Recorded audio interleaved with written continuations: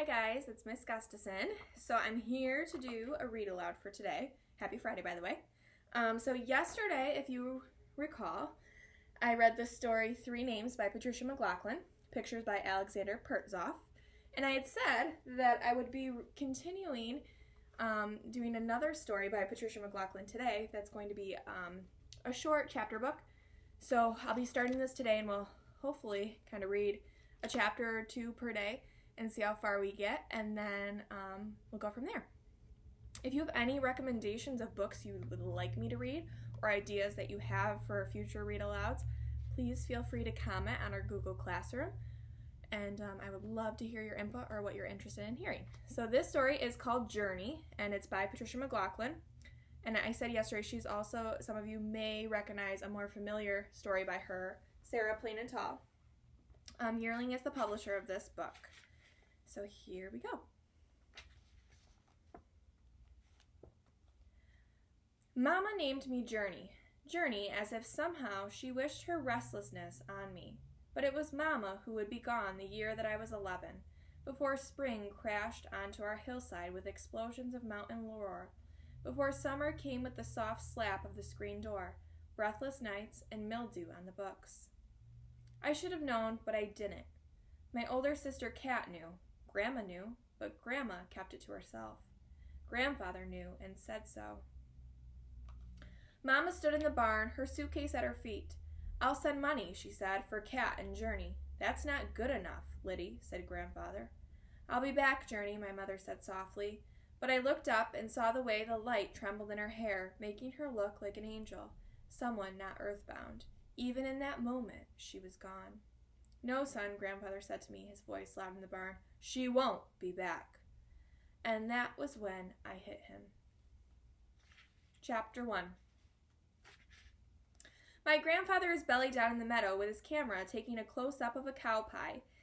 He has, in the week since Mama left, taken many photographs, one of our least trustworthy cow, Mary Louise, standing up to her hocks in meadow muck, one of my grandmother in the pantry reading a book while bees, drawn to her currant wine, surround her head in a small halo, and many of himself taken with the self-timer device he's not yet figured out.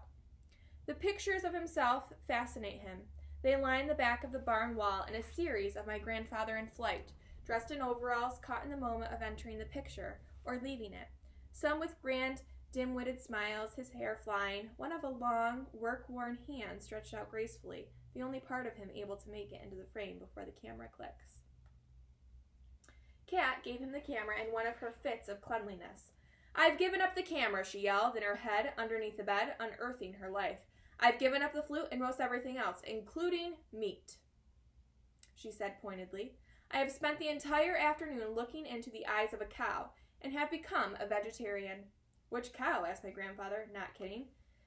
Kat gave her a quick look. Grandfather picked up Kat's camera and peered through the lens. You tired of this, Kat? Kat sighed. My pictures are so. She waved her hand to the pile of pictures.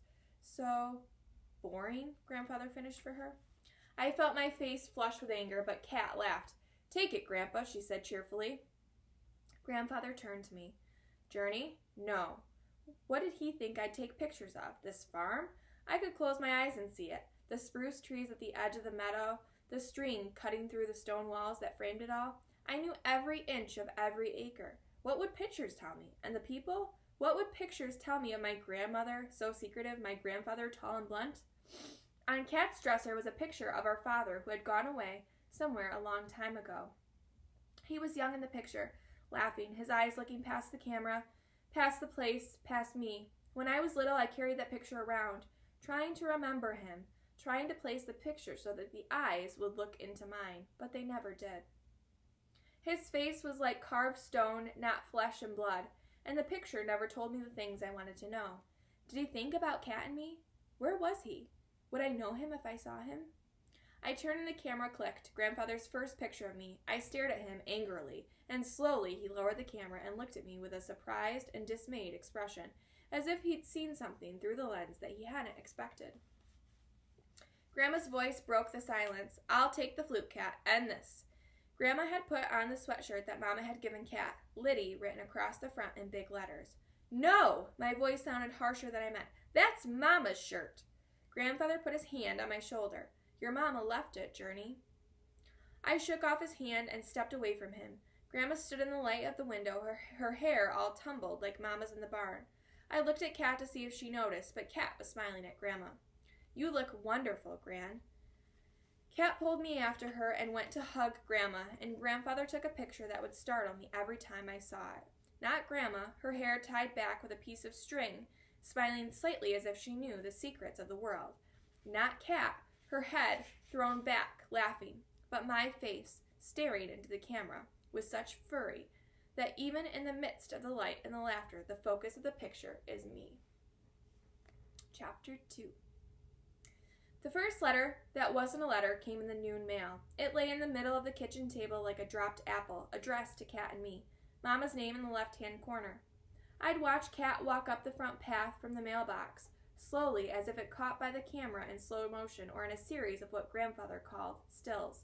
Kat smiling, Kat looking eager, Kat, her face suddenly unfolding out of a smile. She brushed past me at the front door and opened her hand, the letter falling to the table. No return address, she said flatly. My grandmother stirred soup on the stove and looked sideways at me. After a moment, she looked away again. Grandfather, cleaning his camera lens with lens paper, lifted his shoulders in a sigh, the way he always did when he was about to say something I didn't want to hear. I expect, he began. Grandmother's voice made me jump. Marcus! Then softer. Let it be. Kat began to cut carrots at the kitchen counter. My grandfather flinched with each violent stroke. I think, thwack, that what Grandpa, thwack, means is that there will be, thwack, money in the envelope, not words. Kat stopped and stared down at the counter, the sudden silence like noise filling the room. Not the words you want, Kat said softly.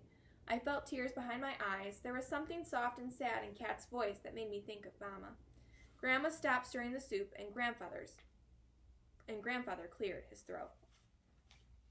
You will be disappointed, he said. I'm not disappointed, I said loudly. I'm not. I reached over and tore off one end of the envelope, blowing inside the way Grandfather always did. Inside were 2 small packets of money, the bills fastened with paper clips and a torn piece of paper on each. One said Kat, the other said Journey. The paper clip over my name was bent, as if Mama might have tried to make it right and hadn't. I stared at that paper clip for a long time. There are words, I said. My voice rose. There are words. Our names are there. Our names are words. There was silence. The sound of my voice hung in the air between us. Kat turned to face me. Journey, you keep the money. Do whatever you want with it. She began to cut the carrots again, this time calm and steady. I'll put it in the bank, I said. Grandma smiled at me from the stove. Grandfather peered at her through his camera and snapped a picture. I stood, suddenly angry, wanting him to stop taking pictures. I'll start a travel account, I shouted. Surprised, Grandfather put down his camera. So that when Mama tells us where she is, Kat and I can go visit. We'll take a bus or a train, something fast. I looked down at the letters in my hand. She forgot the return address, I said. Kat turned at the counter to stare at me. She forgot, that's all, I said softly.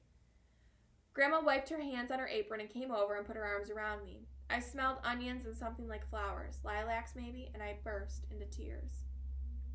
Ah, Journey, Grandma murmured. I heard the click of Grandfather's camera. Why does he do that? I asked, my voice muffled in Grandma's shoulder. I leaned back to look at Grandfather. Why do you do that? Why?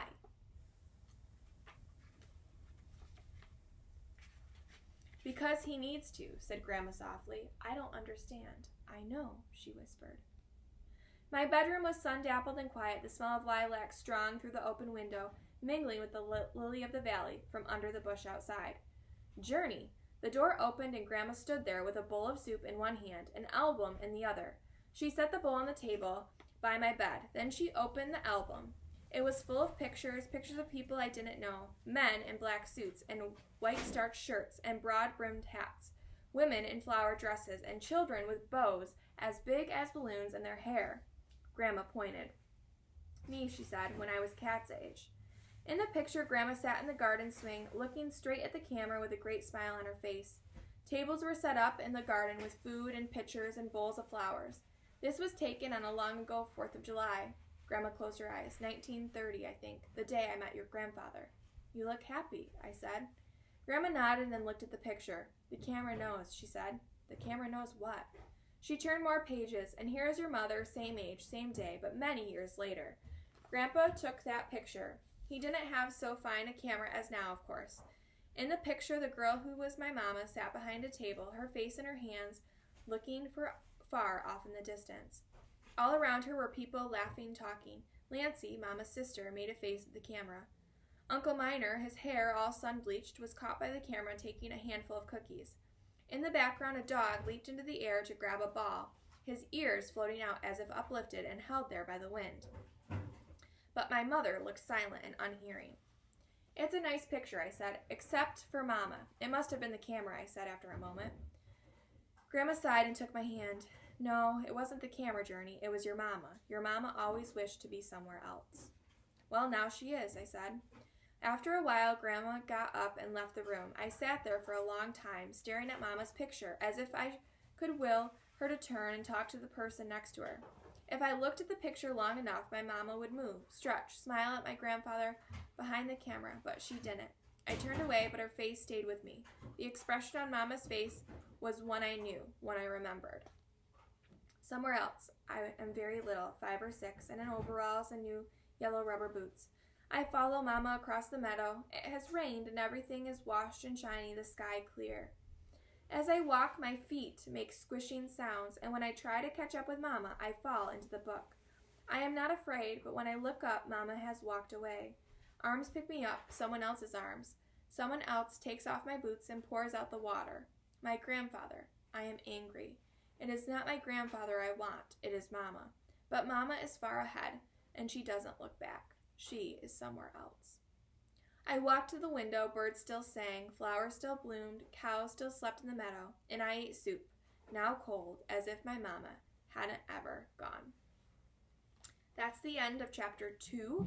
We will continue with chapter 3 on Monday. Have a great weekend.